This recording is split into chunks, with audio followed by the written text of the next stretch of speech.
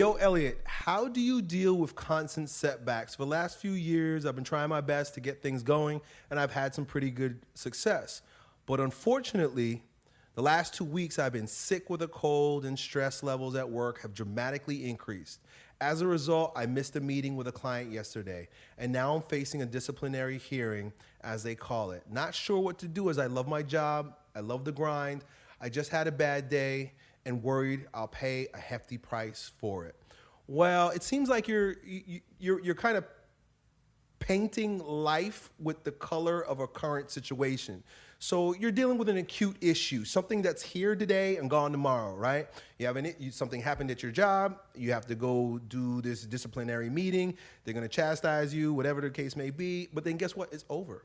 This too shall pass. This too shall pass is probably one of the most important phrases to remind yourself all day long, as it relates to good things and bad. When things are good, when things are great, when everything's going your way, remember, this too shall pass. It won't stay that way. One of the biggest problems that men have these days is we can become so attached to when things are nice, when things are easy, when things are pleasurable, and we think that life is supposed to be that way. No, when things are that way, be grateful, but remember that shit will pass.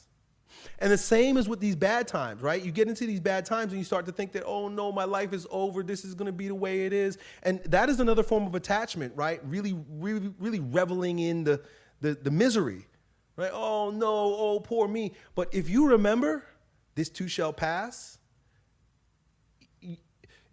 before you know it, everything unfolds perfectly for you. And it always works out that way, man. Before you know it, you look back and you say, everything unfolded perfectly for me. Ask anybody who's been through tragedy. Ask anybody who's been through like a season of hardship. And you speak to them a couple years later and they look back with like starry eyes, nostalgia. Wow, man, those were some crazy days. Boy, but I wouldn't change it for the world, they'll say, right? They'd be like, wow, I really learned a lot about myself during that time. Wow, I'm happy I had that experience because it woke me up right now, right? So what I want you to understand is that you're going through a little bit of a challenge. You're having a little bit of like, you go to the gym, right? When you go to the gym, what do? You challenge yourself, right? The weight's getting a little heavy on your back. But what do? If you pick up a barbell, if a coach says, hey, throw some extra plates on there, and you go to unrack the bar and you get ready to squat, what are you gonna do? You're gonna whine and cry and feel bad about yourself because, oh, I've never done this weight before. I've never lifted this before. It feels very heavy on my back. Or you're gonna say, fuck it, and then lift it, right? Lift that shit or die trying. And it's the same thing in life, bro. Lift that shit or die trying. You'll be all right.